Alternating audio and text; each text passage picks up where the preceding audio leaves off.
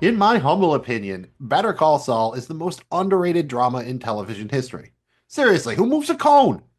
And you know what the most overrated drama is? It's the Aaron Rodgers show, and it's not even close. Lucky for you, we don't get down like that here on the Mafia Minute presented by CZGAP Fantasy Football. I am Magnum Mills here with Jamie G to discuss all things Buffalo Bills, and in this specific case, we are previewing the Week 6 Monday Night Football matchup against the Jets in East Rutherford, New Jersey. Thank you very much for checking out the Mafia Minute. As I mentioned, we are presented by CZGAP Fantasy Football. You can find us wherever you get your podcasts and on YouTube or on the World Wide Web at mafiaminute.com. Nice and easy to remember, just like the flaps.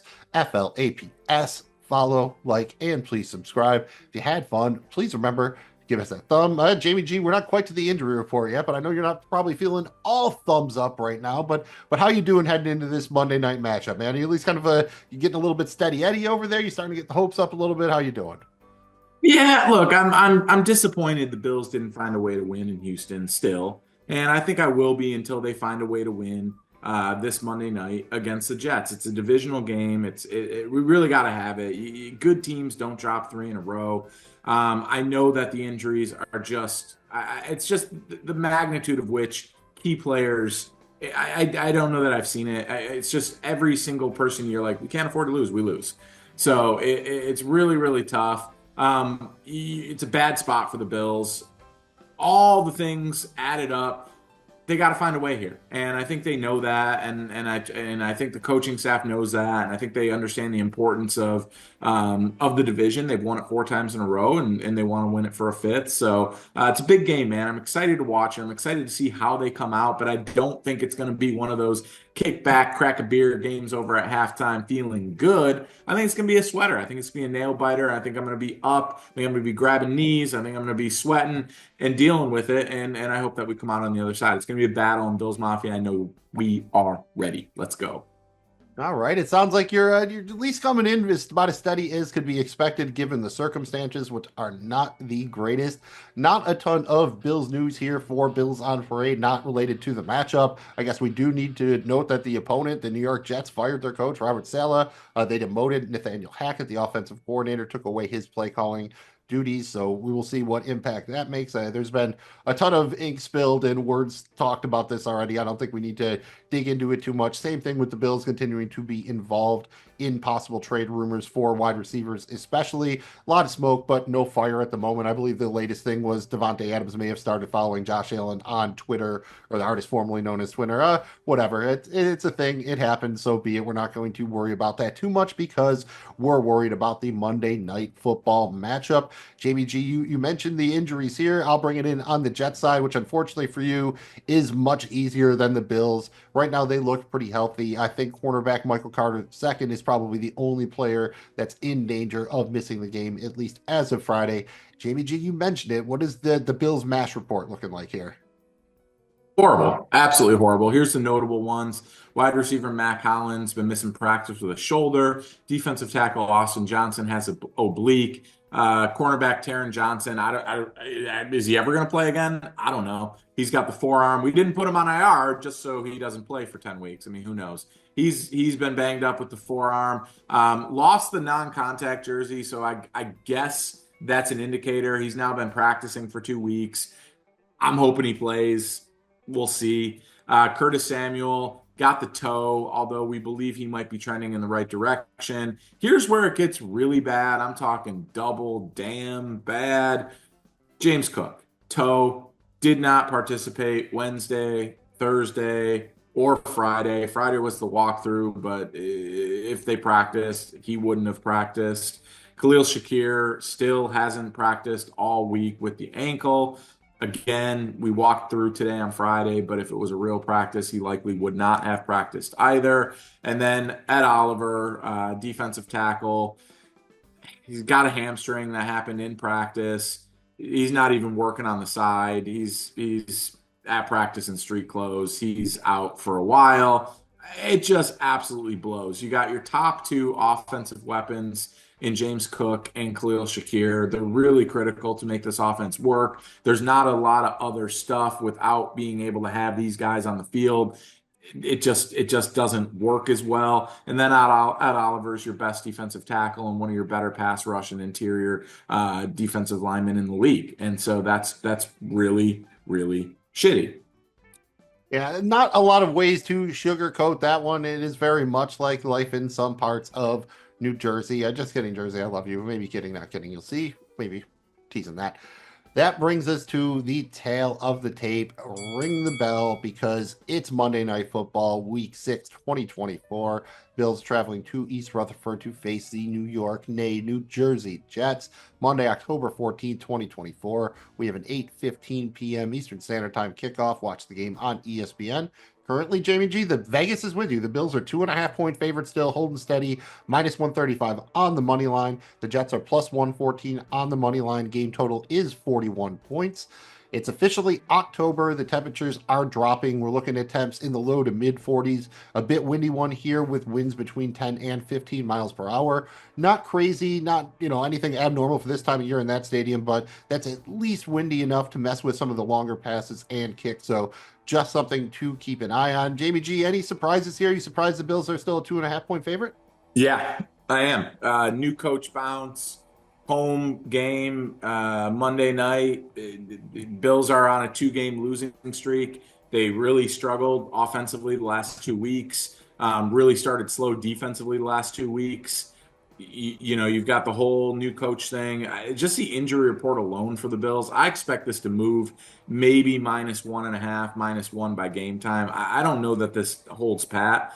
I think once some of these guys get ruled out, I think they're just waiting on the Bills to rule out Cook and Shakir officially, and that'll probably move a little bit. So yeah, I am surprised by this. I think if anything, the Bills probably should be the underdog here. I mean, they just based on what we've seen in the last 2 weeks, and then again compounding with the injuries here. I like compounding interest, Mills. I don't like compounding injuries, and that's what we have. It's just a couple of letters difference, but those couple of letters make all the difference in the world. Let's get into the game preview here. And again, don't want to spend a ton of time on the Jets firing their coach, but we kind of have to talk about it. It's going to make an impact. You're playing the Jets this week. So what do you think kind of the practical impact here is? You have two basic things. They fired the head coach. They changed offensive play callers. You think the biggest impact is emotional? Maybe the team's a little bit excited, or maybe they're actually down. They didn't want Robert Saleh fired. You think the new offensive play caller can really make a difference in such a short time frame? What do you think the practical impact of these moves on the game is? Is it a big one, or maybe not as big as we think? Big-ish, but not for necessarily the reasons you listed. I think Jeff Ulbrich is a great defensive coordinator. He's basically a solid junior here in terms of the way he runs his defense. I think he's really respected with the defensive players in that locker room. So I think I think he could be a leader of men, and I think he could come out and his guys will be ready to play. I think he'll have a good plan of attack and all that. But I wonder how he'll do in the critical moments in the game. And that's, because we've been on the right side of it in Buffalo, and we've also been on the wrong side of it where coaches make mistakes at critical points and don't do something or do something, and it can change the outcome of a game. So I think that's probably the biggest thing, is just lack of experience. And I don't care, how long you've been a part of the league. It's different when you've got to make all the final, decisions and call plays and be overlooking stuff and have all the different switches and all the different stuff that goes on game day. So I think that's probably the biggest impact. But all in all, I think the players are going to be out to prove, like they've been all year, that we're a better team than our record, that this thing is going to work, that we're legitimate competitive, legitimate contenders to not just win this game, but win the division and make noise and contend for a Super Bowl. That's what they're trying to do with all the moves they made, right? So now that their coach has been fired, and that's a reflection on how poor the players have played, I expect all of them to give their very best, at least for this week. And if they don't win this week, then I think there'll be trouble in paradise. But I think they're going to I think the Bills are going to get the very best version of the Jets on Monday Night Football, unfortunately. So you'd say probably then this, at least short term, gives the Jets a little bit of a bump. You're more scared about the emotional bump they get than you are afraid of, or it's like, hey, we're facing this team that's in disarray. So at least short term, you think they're getting the bump. Let me ask you a little bit of a fun question here. You think Robert Saleh is going to watch this game? Who is he rooting for? I think he's still rooting for the Jets because of the players on the team. I just think he's a man of good character, and I think he's, again, I hate the Jets, hate them. with a passion. And there's not many more things in life I hate more than losing to the Jets. Okay. But I think Robert Saleh is a good human being. And I think his players respect him. And I think he, whether he was deserved to get fired or not up to us. We can have our opinions on it. But I think he'll be watching and rooting for the Jets. See, I think he would be rooting for the players, but not necessarily for the organization, maybe. I mean, they did have security escort him out. That's kind of a thing, too. That's a little bit of insult to injury there. So I'm just saying, all right, Jamie G, you sound a little pessimistic, but I think you might have a couple of ways the Bills could ensure they have a chance to win. You know my keys. It's time for the keys to victory for Week 6. Jamie G, tell us what the Bills need to do to secure this victory on Monday night in Jersey. Yeah.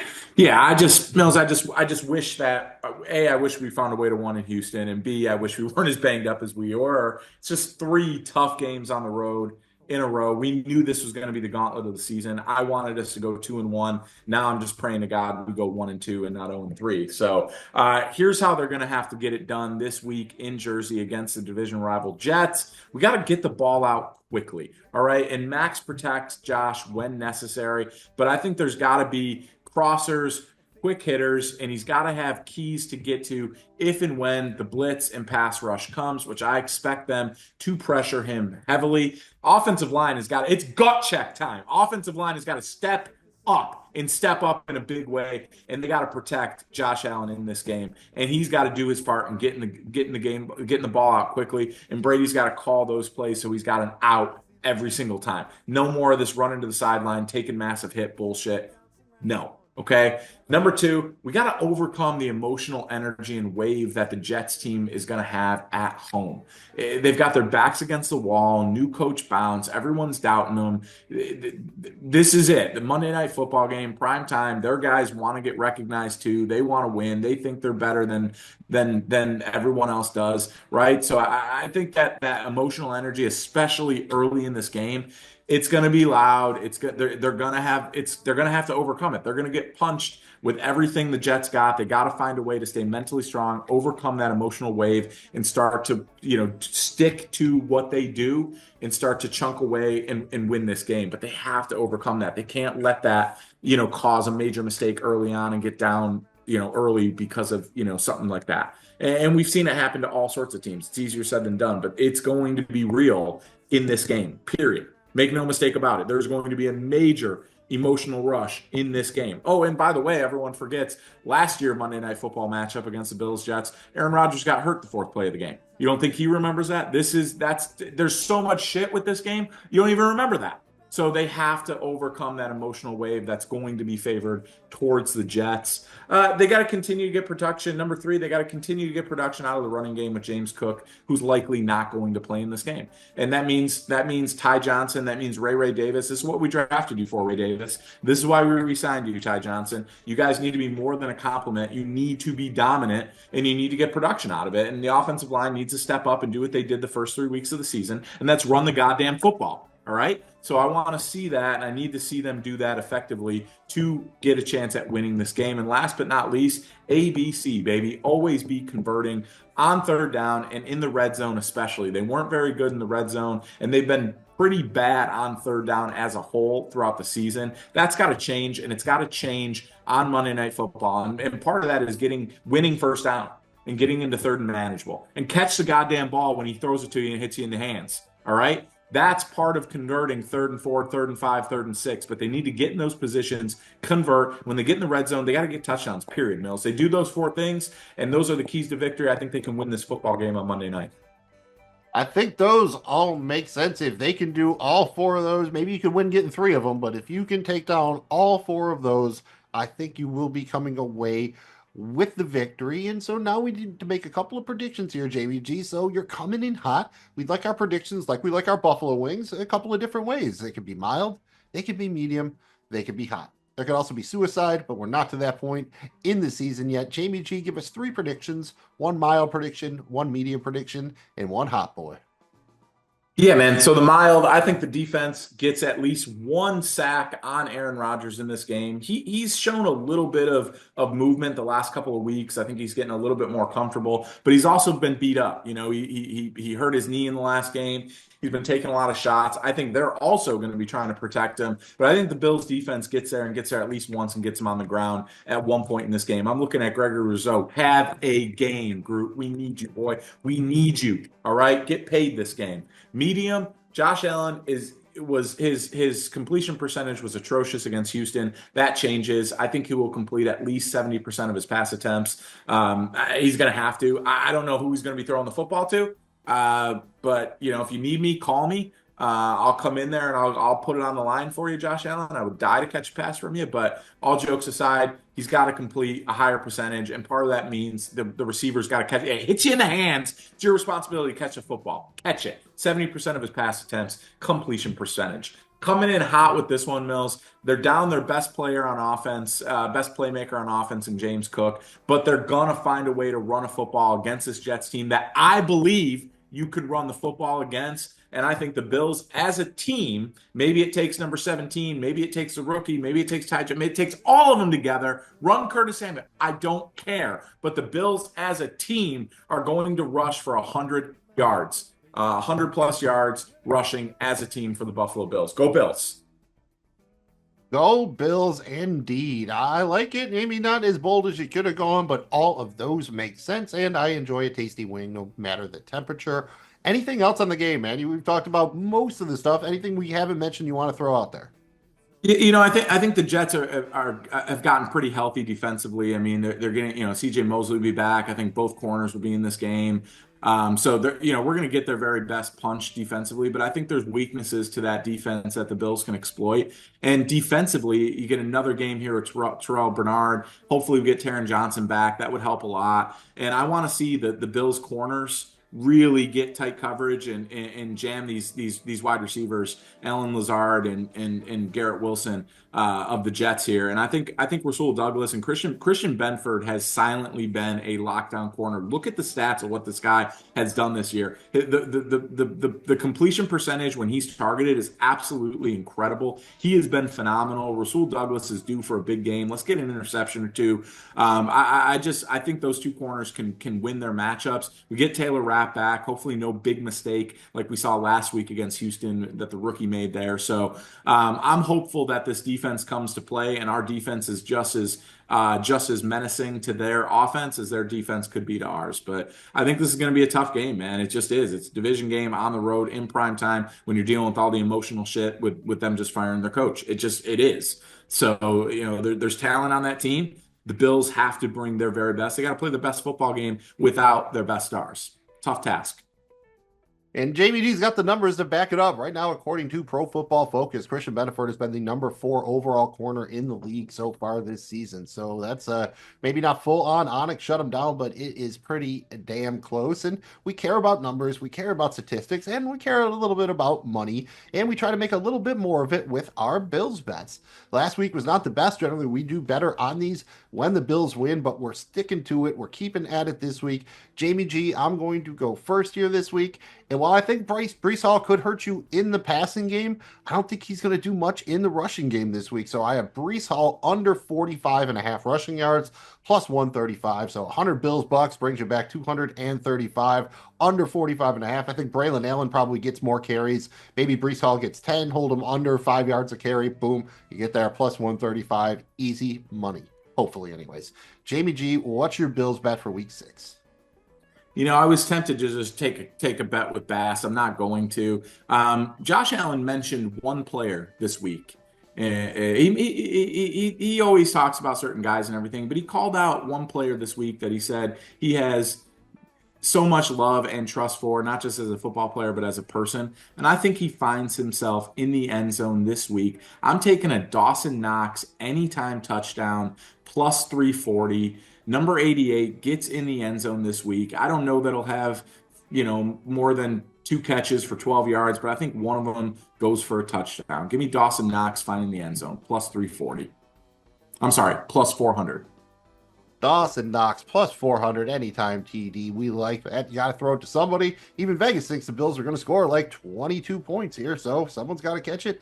Why not Dawson? Going back to the creek, and we're going back to the well with one of our tripods. This is a three-leg single game parlay for the Monday Night Football matchup. JBG had mentioned Breece Hall going to the other side of it here. Breece Hall, 40 plus receiving yards. Don't love it, but it's plus 230. We've seen the Bills struggle with this. Doesn't mean he has to score. And in fact, this is more likely to happen if the Bills get up. The Jets are playing from behind. They start dumping it down to him. So hopefully this is a positive thing for the Bills. And we're going to go with Buffalo to avoid the slow start here. Buffalo minus 0.5 in the first quarter. All they have to do is be leading the first quarter by a point, avoid the slow starts that have been plaguing that one. That one's plus 136, so a nice number there. And finally, someone's got to step up, right? The offense can't do it all. I know the defense has been doing work, but we're going to ask them to do a little bit more here and have them pick off Aaron Rodgers at least once. Aaron Rodgers over 0.5 interceptions, that's minus 125. So you put those three legs together. Breece Hall, 40 plus receiving yards. Buffalo minus 0.5 in the first quarter, and Aaron Rodgers over 0.5 interceptions. That gives you plus 1,200. So if you got 100 Bills bucks, it'll bring you home 1,300 Bills bucks. Not enough to pay off that personal seat license for the new stadium, but it will send you on your way. JBG, you liking this one? We had a little bit of a limited menu here because of the injury, so we had to work with what we had. We really did. I do like this one. I mean, I just think that this also fits the narrative of a Bills win, so that makes me like it even more. But I also think it's reasonable. And look, man, the Bills have talked about it. They've got to get off to a fast start. I really like them. They're going to have to weather the storm here initially. But if they can come out and quiet the crowd right away, that is the best way to have success in this game. And so I really think that's going to be the focus. And that's on Brady in this offense to come in and have a nice game script the first 10 to 15 plays here.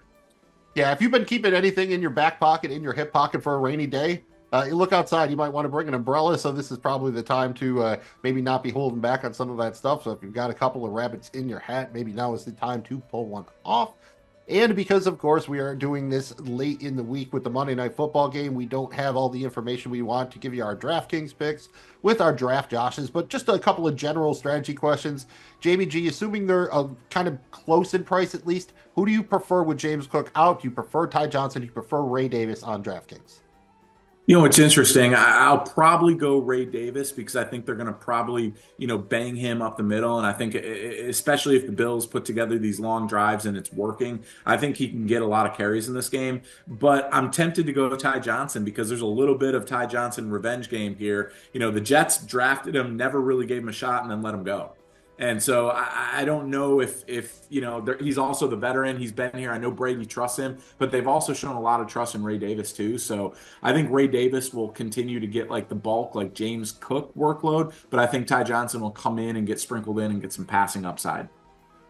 Moving over to the tight ends, you'll have, I can tell you right now, Kincaid will be the most expensive. Then you'll have Tyler Conklin on the other side. Then you'll have your guy, Dawson Knox, probably pretty cheap. Is that the order you would like them in this week? Are you more willing to take a shot on Knox because of the Bills' injuries? Or you think it's a big Kincaid week? How you play in the tight ends? I would love for it to be a big Kincaid week. I think that, there's some he's so talented and he can win a matchup on any slot corner if they can move him around a little bit. I just don't know look, CJ Mosley and Quentin Williams and the linebacker for the Jets, they're two really good sideline to sideline coverage linebackers. So I don't know if this is the week for that. I will probably go Conklin because I do think that the two corners of the Bills should be able to contain the receiving options of the Jets for the most part, especially if the pass rush can get there. So I think Conklin could be a nice security valve. And we've seen Rodgers; he's not afraid to go to him. He continues to force feed Lazard, but he also has been throwing the football to Conklin quite a bit. I think that makes a lot of sense. And assuming we don't have Shakir and all the rest of the wide receivers play, are you paying up a little bit for Keon Coleman, or are you willing to take a shot with like a Curtis Samuel, Matt Collins, MVS type? It's interesting. I keep saying, look, they paid Curtis Samuel a lot of money. They brought him in. They could have went a different option with that money on receiver. They brought him in. It's just been baffling to me that they haven't been able to figure out. I don't know if he's fully healthy. I don't know what's going on, but they haven't really been able to figure out how to use him.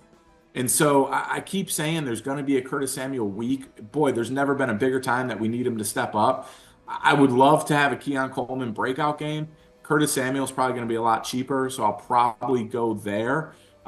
They went to that said though, I think Matt Collins had a league high, targets last week against Houston. He didn't catch him. We just missed him, et cetera, et cetera. But I wouldn't hesitate to go there too because I think Josh Allen trusts him a lot for whatever reason. And he got some targets last week. I think he got 5 or 6 targets. Hey, I'm always down for the former Eagle. Always like Matt Collins. Very good straight line speed. And last one here, how about the Bills defense? We don't always get them in there in the Draftkings Showdown contest, but shaping up to be a low-scoring affair. It feels like the Bills are going to win. They need the defense to at least generate a couple turnovers. You think you're plugging in the Bills defense if they're, say, around $5,000 or so in Draftkings salary? Yeah, especially if they're a little bit, if the Jets defense is like 54 and the Bills defense is like 48 or something. I think so, especially if they're sub 5. This might be a week where I do that just because it's going to be really hard to pinpoint what offensive weapon you want to use on the Bills outside of Josh Allen, right? So I just think there's going to be, this could play out to be a low scoring affair, and it could play out where the Bills maybe get a couple of sacks, get some pressure on Allen, get some pressure on Rodgers. Maybe there's a fumble, maybe there's a pick, things like that. So I think that it makes sense this week, especially with the early menu right now, without really seeing how the final menu is going to look like. I think that makes a lot of sense, and that leaves us only one final order of business. Jamie G, you got to do your Ms. Cleo thing here. We need a final score prediction. I know you're a little bit pessimistic this week, but can you turn it on? Can you will this into existence? Put it on your dream board. What is your final prediction for Monday Night Football Week 6? Somehow, some way, the Bills find a way. I've got the Bills 24-17. Let's get a win, man. We need it so bad. I just expect them to go out there and have a game where, like, I'm doubting it. I don't know how they're going to do it, but then they show me. And I think all of Bills Mafia needs that. Come out and show us, man. Come out and do the damn thing. Let's go. Hey, you're not in the show me state, but it doesn't matter. Just show us what you're working with. And we have just shown you another episode of the Mafia Minute. Thank you very much for checking out our show. We are presented by CSGAP Fantasy Football. You can find us wherever you get your pods and on YouTube, on social media at CSGAPFF, and on the World Wide Web at MafiaMinute.com. Nice and easy to remember. We try to keep things simple, just like the flaps. Follow, like, and please subscribe. If you had fun, please remember to hit the thumb. I'm Magnum Mills with Jamie G. We'll be back to review it when it's done. But until then, you got to get fired up for Monday Night Football. Jamie G, tell the people to have fun, get fired up, and, don't hurt yourself breaking those tables. When it's too tough for them, it's just right for us. Let's go get a division win on the road. We need it big time. Let's go. Go Bills.